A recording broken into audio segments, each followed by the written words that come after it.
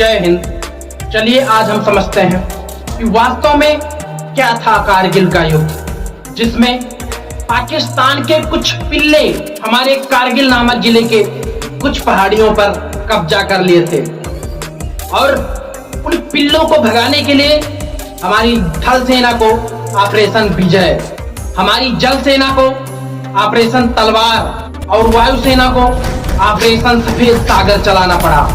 और इन तीनों ऑपरेशनों को अंजाम देते हुए हमारे भारत देश को लगभग 527 जवानों की कुर्बानी देनी पड़ी और लगभग 1367 जवान घायल हो गए थे। और फिर भी हमारे जाबाज सैनिकों ने पीछे हटने का नाम नहीं लिया। यहाँ अगर किसी रास्ते पे एक एक्सीडेंट हो जाता है ना, तो लोग महीनों तक उस रास्ते पे जाना छोड़ देते हैं, लेकिन वहां बगल के सैनिक को गोली लगती थी तो दूसरा सैनिक उसका बदला लेने के लिए दुगनी जोश से चिंगार मारता था। दरअसल ये बात है उस समय की जब सन 1998 में हमारे भारत देश ने परमाणु बम का सफल परीक्षण किया। उसके बाद भारत और पाक दोनों एक परमाणु संपन्न देश हो गए, क्योंकि पाकिस्तान के पास पहले से परमाणु बम था और भारत ने सन 1998 में सफलतापूर्वक परीक्षण किया। और दो परमाणु संपन्न देश एक बॉर्डर से जुड़े थे और अगर बाई चांस कभी युद्ध होता तो ये बहुत घातक रूप ले सकता था। इसी को समझते हुए और बीच में एक समझौता करने के लिए हमारे उस समय के प्रधानमंत्री अटल बिहारी वाजपेयी जी 21 फरवरी सन 1999 को बस द्वारा लाहौर के लिए रवाना हुए और वहां जाकर एक लाहौर समझौते पर हस्ताक्षर किया, जिसमें लिखा था कि हम दोनों देश अतीत में हुए जो भी युद्ध हैं उन्हें भुलाकर और अपने अपने कार्य पथ पर आगे बढ़ेंगे। और बहुत ही गर्मजोशी के साथ लाहौर में हमारे प्रधानमंत्री जी का स्वागत किया गया और वहां पर हमारे प्रधानमंत्री जी को 21 तोपों की सलामी दी गई। लेकिन हमें क्या पता था कि यही तोप के गोले 3 महीने बाद हमारे भारतीय जवानों के सीने पर गिरेंगे। लाहौर में जब हमारे प्रधानमंत्री जी थे तो वहां के जनरल परवेज मुशर्रफ उन्हें सल्यूट करने से इनकार कर दिए थे। उन्होंने कहा कि हम इन्हें सलाम नहीं करेंगे, हमारे प्रधानमंत्री तुम्हारी सलामी के मोहताज नहीं हैं। और ये इतना कमीना आदमी था, यही था, ये इतना कमीना आदमी था क्योंकि हमारे और पाकिस्तानियों के बीच एक शिमला समझौता हुआ था, जिसमें कारगिल की जो पहाड़ियां थी उन पर ठंड में टेम्परेचर बहुत ही लो हो जाता था, जिसमें लगभग -50 डिग्री से भी कम चला जाता था। तो अक्टूबर के महीने में पाकिस्तान के सैनिक अपने बंकरों को छोड़कर पीछे चले जाते थे और इधर हिंदुस्तान के सैनिक भी अपने अपने बंकरों को छोड़कर पीछे चले जाते थे। और फिर ये लोग मई जून के महीने में अपने अपने बंकरों में जाते थे।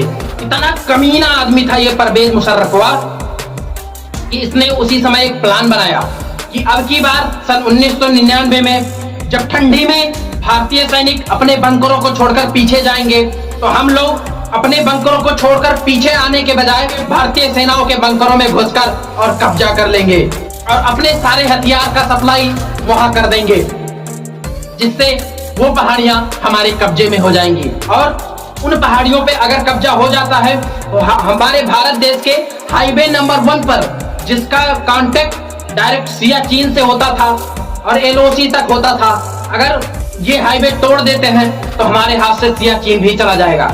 ये प्लान बनाया इस परवेज मुशर्रफ ने। जब हमारी सेना अक्टूबर में अपने बंकरों को छोड़कर पीछे आई तो ये लोग इस ऑपरेशन अलबदर को अंजाम दे दिए और हमारे बंकरों में घुसपैठ करके आकर अपना एक ठिकाना बना लिए और अपने सारे हथियार, अपने सारे बम गोले को यहाँ इकट्ठा कर लिए, यहाँ पहुंचा दिए और इसका हमारे सेना को भनक भी नहीं लगा। लेकिन वो पहाड़ी एरिया है, वहां लोग खेती नहीं करते, सिर्फ पशुपालन किया करते हैं। इसी पशुपालन में एक तासी नाम दयाल नाम का व्यक्ति था, जिसका एक पशु गायब हो गया था।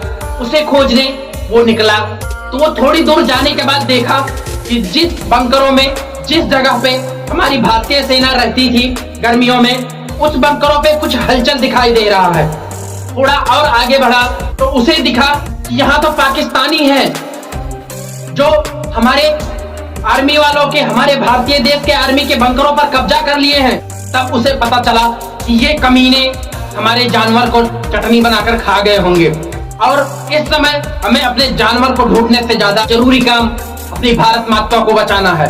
और वो बेचारा दौड़ा दौड़ा गया और आर्मी को बताया कि जहां आप लोग रह के सीमा की सुरक्षा करते थे वहां कुछ हलचल है, हमें लगता है कि पाकिस्तानी यहाँ घुसपैठ कर लिए हैं। तब भारतीय आर्मी के 5-6 जवानों की बटालियन पेट्रोलिंग के लिए निकली। पेट्रोलिंग मतलब सर्च के लिए कि क्या है वास्तव में। और वो लोग हमारे ऊंचाई वाले पहाड़ियों पर कब्जा कर लिए थे, जिसमें 4 जगह मेन थी। पहला था मस्को, दूसरा द्रास, तीसरा बाटालिक और चौथा काक्सर नामक। इन 4 जगहों पर बहुत एकदम लगभग 400 पोस्ट बना लिए थे पाकिस्तानी।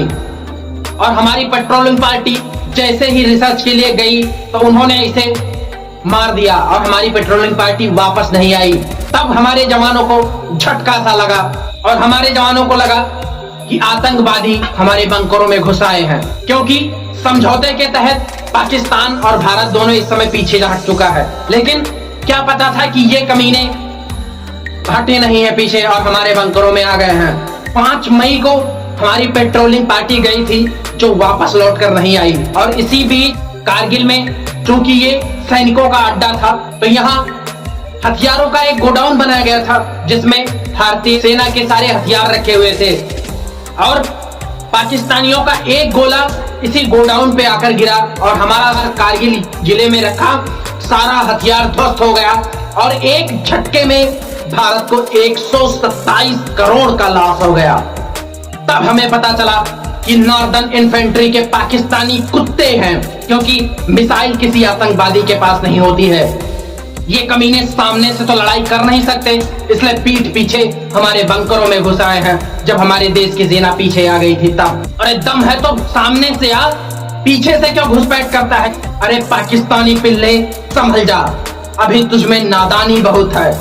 तुझे हर मोर्चे पर हमने धूल चटाया है, फिर भी तू बनता ज्ञानी बहुत है। अरे कमीने, तो हमारी चोटियों पर बैठकर हमें डराने की कोशिश मत करना, क्योंकि गाली गोलियां ये तेरे बम बारूद हमारी जात पहचानी बहुत है।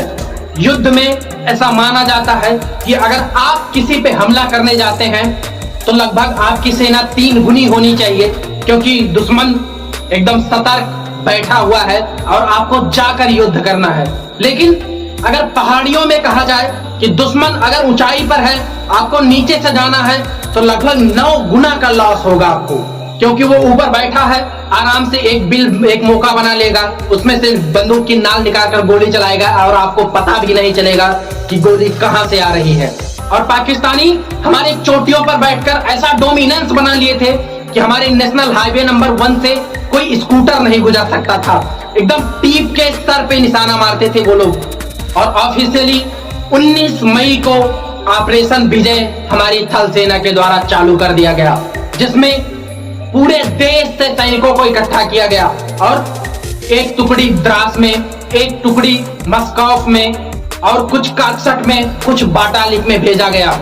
लेकिन सबसे भयानक युद्ध जो हुआ वो द्रास में हुआ, क्योंकि द्रास में ही सबसे इंपॉर्टेंट पहाड़ियां थी, जिसमें 0.5140 था, 0.4590 था, तोलोलिंग थी, टाइगर हिल नामक पहाड़ी सबसे इंपॉर्टेंट पहाड़ी थी, जिस पर बैठकर हमारे हाईवे नंबर 1 पे वो लोग नजर रख रहे थे। इन पहाड़ियों को आजाद कराना बहुत ही जरूरी था हमारे लिए। और परवेज मुशर्रफ के प्लान के अनुसार हमारे लगभग 140 पोस्ट पर पाकिस्तानी कुत्तों ने कब्जा कर लिया था और नीचे से चढ़ाई करके और उन्हें भगाना बहुत ही मुश्किल काम था उस समय, क्योंकि एक पत्थर गिराते थे तो हमारे 2-4 सैनिक घायल हो जाते थे और जान चली जाती थी। और वो लोग लगभग 1500 की संख्या में थे और फुल हथियार के साथ, artillery gun, MMG, machine gun, तो कुछ बाकी नहीं था उन लोगों के पास, जो था नहीं, सारे हथियार अपना सप्लाई कर दिए थे हमारे बंकरों में। फिर भी हमारे भारतीय जवानों ने अपने जान को जोखिम में डालकर, अपने जान का बिल्कुल भी परवाह न करके तोलोलिंग और कई छोटी छोटी पहाड़ियों पर कब्जा किया। इसके बाद हमारे भारतीय सैनिकों का जज्बा थोड़ा, जुनून बदला, ऊपर चढ़ा। जितने ऊपर वो चढ़ चुके थे उससे दोगुना हमारे भारतीय जवानों का जज्बा हो गया। उसके बाद सेकंड लार्जेस्ट पहाड़ी थी पॉइंट 5140, जिस पर बहुत ही मुश्किल से हमारे भारतीय जवानों ने कब्जा किया, अपना तिरंगा गाड़ दिया, जिसमें लगभग कब्जा करते करते सैकड़ों जवान अपनी जान खो बैठे थे, शहीद हो गए थे हमारे भारतीय जवान। उन माओं की गोद सूनी हो गई थी। और फिर सबसे मेन पहाड़ी जो थी वो थी टाइगर हिल, जो सबसे ऊंचाई पर थी, और इस पे कब्जा करने के लिए पॉइंट 5140 से नीचे उतरना था, फिर टाइगर हिल पे चढ़ाई करनी थी। और जब ये लोग उतर रहे थे तो वो लोग टाइगर हिल से इतना बमबारी कर रहे थे कि लगभग उतरने में ही सैकड़ों जवानों की जान चली गई थी हमारे। फिर भी हमारे भारतीय जवानों ने दिमाग लगाकर अपनी स्ट्रेटेजी चेंज किया और तीन तरफ से उतरे पॉइंट 5140 से, और टाइगर हिल पे भी तीन तरफ से चढ़ाई करने का प्लान बनाया। और बहुत ही मुश्किल से, आप समझिए कि जिसे सबसे ऊंचा नाम दिया जाता है वो है बुर्ज खलीफा। उसकी ऊंचाई लगभग 240 या मान सकते हैं 250 फीट ऊंची है, और ये लड़ाई 18,000 फीट ऊपर होती रही थी। 18,000 फीट, जहां अगर चढ़ने को कह दिया जाए एक आम इंसान को तो चढ़ते चढ़ते मर जाएगा। युद्ध करना तो बात की बात है। और अगर इस कारगिल युद्ध में किसी ने हमारा बखूबी साथ निभाया था तो वो था बफोर्स तोप। बफोर्स तोप एकदम टीप के निशाना मारता था, जबकि जब हमारे उस समय के प्रधानमंत्री से खरीद कर लाए थे तो विपक्ष इनको गरिया रहा था कि बफोर्स में घोटाला हुआ है। लेकिन जब कारगिल के युद्ध में वास्तव में ये मैदान में उतरा ना, तो 40 किलोमीटर दूर एकदम टीप के निशाना मारता था। नक्शे के हिसाब से जहां मारता था एक अंगुल इधर उधर नहीं गिरता था। इतना निर्णायक युद्ध किया था उस समय बफोर्स तोप। और तब जाके हमारी सेना बैकअप में बफोर्स तोप लेकर टाइगर हिल पे भी अपना तिरंगा लहरा पाई थी। इन मेन पहाड़ियों पर कब्जा करने के बाद भी ये पाकिस्तानी कुत्ते कुछ छोटी छोटी पहाड़ियों में छिपकर बैठे थे, जो वहां से भी गोलियां चला रहे थे। तब ऑफिशियली 27 मई को ऑपरेशन सफेद सागर स्टार्ट किया गया, जिसमें कह सकते हैं कि ये दिन हमारी वायुसेना के लिए बहुत घातक दिन था। काला दिन के नाम के रूप में जान सकते हैं, क्योंकि इस दिन हमारा बहुत लॉस हुआ था। हमारी वायुसेना का बहुत ही लॉस हुआ था। और इस प्लान के अंतर्गत जब हमारे वायुसेना के पायलट नचिकेता जी MiG-21 नामक विमान लेकर और उड़ान भरे, तो मेन पहाड़ियों में जाकर इस वायुयान में टेक्निकल खराबी आ गई और ये वायुयान क्रैश हो गया, जिससे हमारे पायलट नचिकेता जी को पैराशूट के सहारे ड्रॉप होना पड़ा। लेकिन गलती से उनका पैराशूट भारत में ना गिरकर और पाकिस्तान में जा गिरा, जिससे भारत के दबाव में उन्हें नचिकेता जी को वापस तो करना पड़ा, जैसे कि अभिनंदन जी के साथ हुआ था। लेकिन ये तो वापस उसने बाद में किया। इनके विमान का जब क्रैश हुआ तो इनके पीछे कुछ और जवानों को वायुयान लेकर भेजा गया इन्हें खोजने के लिए, क्योंकि इनका सिग्नल भी क्रैश हो गया था, इनसे कोई संपर्क नहीं बचा था हमारा। और हमारी विमानें बहुत नीचे उड़ रही थी, क्योंकि उन्हें पता करना था कि हमारे साथी नचिकेता जी का विमान कहाँ है, कहीं ये लाहौर तो नहीं घुस गए हैं परवेज मुशर्रफ और नवाज शरीफ को मारने। इसी बीच बहुत नीची उड़ान भर रहा हमारा विमान, जिसके पायलट उस समय अजय साहब थे, जो कि बहुत नीची उड़ान भर रहे थे। और इसी नीची उड़ान भरने के कारण पाकिस्तानी कुत्ते स्ट्रिंगर मिसाइल से हमारे अजय साहब के विमान पर हिट कर दिया और हमारे अजय साहब का विमान एकदम ध्वस्त हो गया। और जब मिसाइल से अटैक हुआ तो ये भी पैराशूट लेकर और विमान से बाहर निकले, जिससे हमारे अजय साहब जब पैराशूट से नीचे उतर रहे थे तो इन कमीनों ने इतनी गोली मारी थी हमारे अजय साहब को, जो कि पायलट थे, कि उनके शरीर के टुकड़े टुकड़े गिर रहे थे। इतनी निर्मम हत्या की थी इन कमीनों ने। और ये भारत की नाजायज गलती से पैदा हुए पाकिस्तानी कुत्ते थे, जिन्होंने मिसाइल से हमारे विमान पे अटैक किया था, जबकि हमारा विमान सिर्फ अपने विमान को खोजने के लिए गया था उस समय। और ये पाकिस्तानी कमीना कह रहा था कि ये मामूली से आतंकवादी हैं। क्या मामूली से आतंकवादी के पास मिसाइल होती है जो विमान को गिरा सके? तब हमारी वायुसेना ने अपना प्लान बदला कि अब हम अपना हेलीकॉप्टर यूज करेंगे, क्योंकि जो लड़ाकू विमान होते थे वो बहुत तेजी से निकल जाते थे और पता नहीं चल पाता था कि कहाँ है हमारा विमान। हेलीकॉप्टर यूज करने का प्लान बनाया गया, जिससे एक समस्या थी कि ये लड़ाई 18,000 फीट ऊपर हो रही थी और हमारे जो हेलीकॉप्टर थे, लड़ाकू हेलीकॉप्टर काफी भारी भरकम थे, वो केवल 10,000 फीट तक ऊंचे उड़ सकते थे। लेकिन हमारे इंजीनियरों में इतना दिमाग था कि उन्होंने उस समय जो Mi-37 नाम का हेलीकॉप्टर था, जिससे पैसेंजर ढोए जाते थे, उस हेलीकॉप्टर में मिसाइल लोड करने के लिए चैम्बर बनाया और उसी हेलीकॉप्टर से हमला करने का प्लान बनाया गया। क्योंकि ये हेलीकॉप्टर हल्के थे और काफी ऊपर जाने में निर्णायक साबित होते थे। बस इनमें एक कमी थी कि इनमें आग के गोले छोड़ने की क्षमता नहीं थी, क्योंकि ये सवारी वाले हेलीकॉप्टर थे और स्टिंगर मिसाइल जो होती है वो गर्मी को सूंघकर हिट करती है। तो जब हमारे हेलीकॉप्टरों पे स्टिंगर मिसाइल से हमला होता है तो ये हेलीकॉप्टर आग का गोला छोड़ने लगते हैं, जिससे वो आग के गोले अपनी तरफ इस मिसाइल को अट्रैक्ट कर लेते हैं और हमारे हेलीकॉप्टर बचकर निकल जाता है।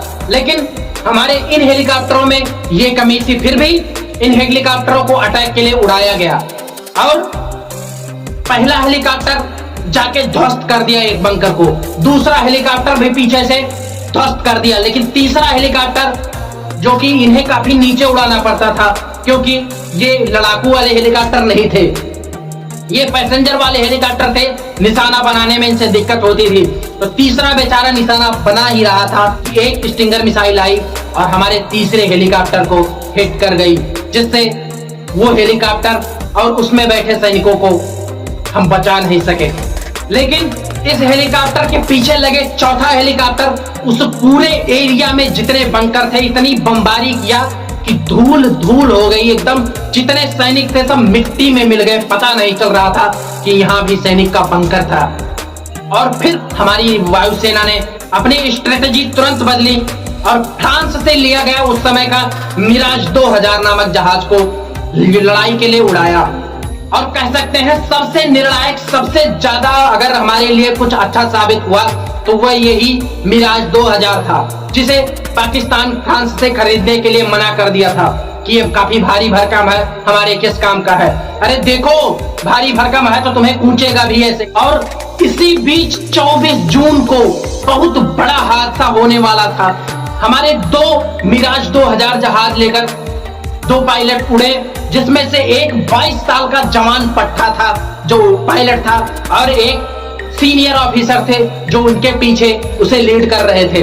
दोनों लोग इन जहाजों को लेकर उड़े और गलती से हमारे जो नौजवान पायलट थे ये पाकिस्तान की सीमा में घुस गए और एक गुलेटी नाम की जगह थी जहां पाकिस्तानी आर्मी का एकदम बटालियन रहती थी। उस बटालियन को देखकर ये नवयुवक पायलट अपनी मिसाइल वहां लॉक कर दिया।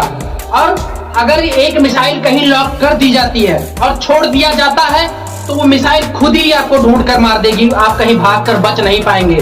और लॉक करने के बाद जूनियर पायलट वह पूछता है अपने सीनियर से कि हम एक अड्डे को लॉक कर लिए हैं, हम यहाँ मिसाइल मारने जा रहे हैं। तब तक सीनियर पायलट पूछे कि ये बता तू पाकिस्तान में तो नहीं घुस गया है? तब इसे ध्यान आया कि हम तो सीमा क्रॉस करके पाकिस्तान में घुस गए हैं।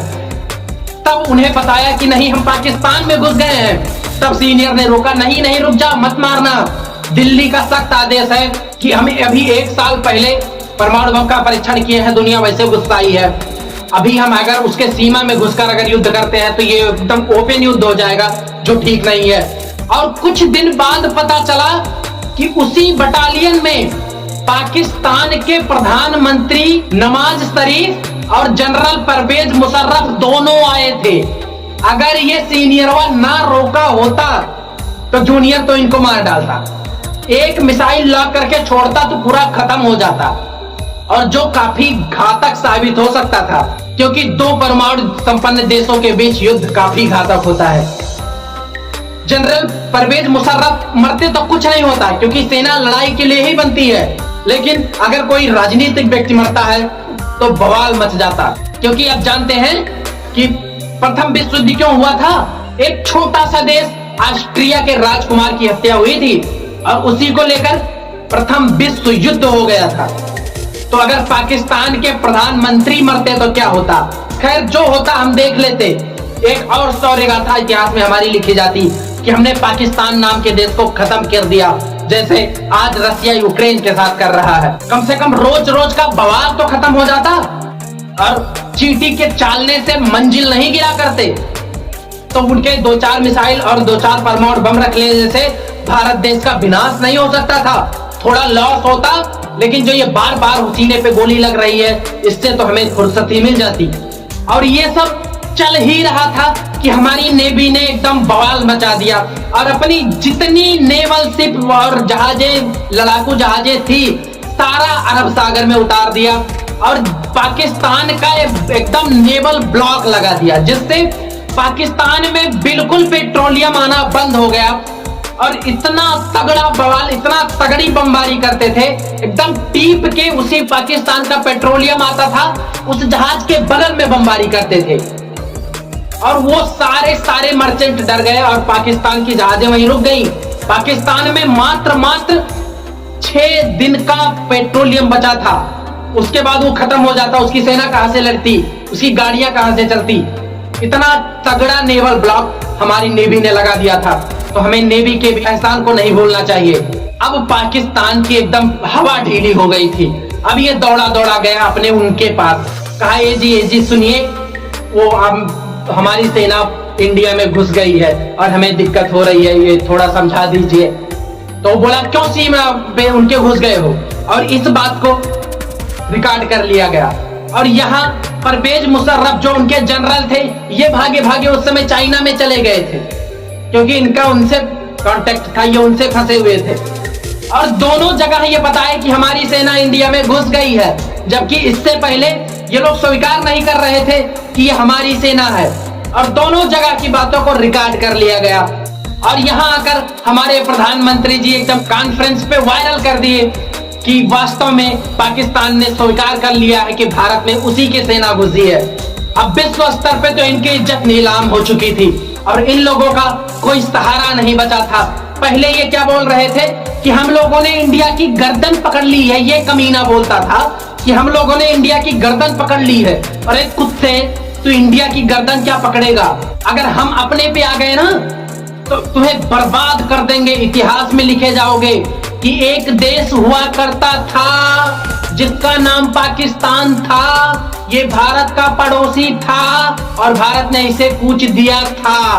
हरे में नहीं रहोगे, सब था लग जाएगा तुम्हारे पीछे अगर हम अपने आप पे आ गए तो। और 14 जुलाई को हमारे प्रधानमंत्री जी ने यह कहा कि हमारा ऑपरेशन सक्सेसफुल हुआ, हम अपने सारी पहाड़ियों पे कब्जा कर चुके थे।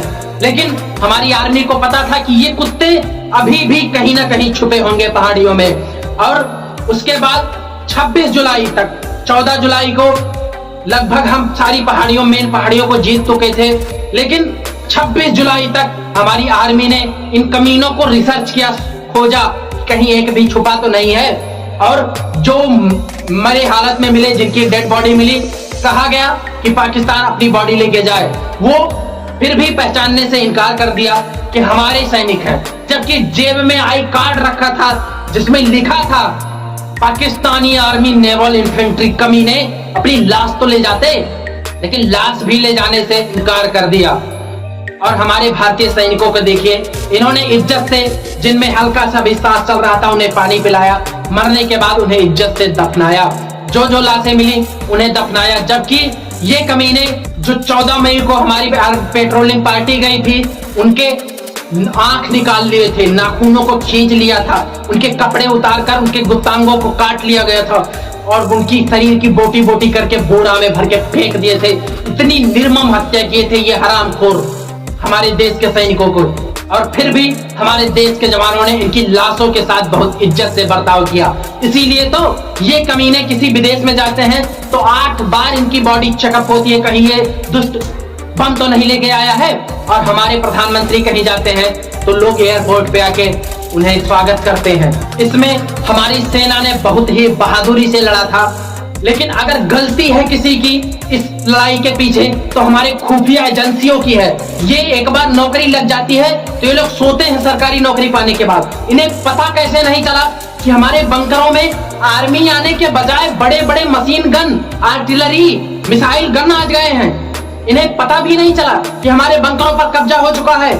एक बिना किसी हथियार के, बिना किसी टेक्निकल चीज के एक चरवाहा देख सकता है कि हमारे बंकरों में आ गए हैं ये लोग। और ये लोग सो रहे थे क्या? एक भी बार इन्हें चेक नहीं करना था कि पाकिस्तानी कुत्ते हमारे बंकरों में आ सकते हैं? अगर मेरी चलती ना तो युद्ध के बाद इन इंटेलिजेंस वालों को भी उड़ा देते, क्योंकि इन्हें अपनी काम सही से करना नहीं था। इन्हें पता नहीं, अभी छोड़िए वो छोड़िए, अभी 2008 में हमारे मुंबई में अफजल कसाब आ गया, ये पता नहीं चला इनको। आखिर क्या करते हैं ये लोग? इनका एक ही काम है खुफिया जानकारी इकट्ठा करना। ये वो भी नहीं कर सकते। युद्ध तो होते रहते हैं और हम जीतते रहते हैं, हमारे वीर गाथाएं लिखी जाती हैं, लेकिन उन माओं की जिनकी गोद सुनी हो गई, वो पत्नियां जिनकी मांग सुनी हो गई, वो कौन भरेगा? ये तो खुद सरकारी नौकरी पा गए हैं, अच्छी अच्छी शादी करके इधर उधर घूमते हैं, रात भर सोते हैं। उन आर्मी वालों का भरपाई कौन करेगा? चलिए मिलते हैं अगले वीडियो में, तब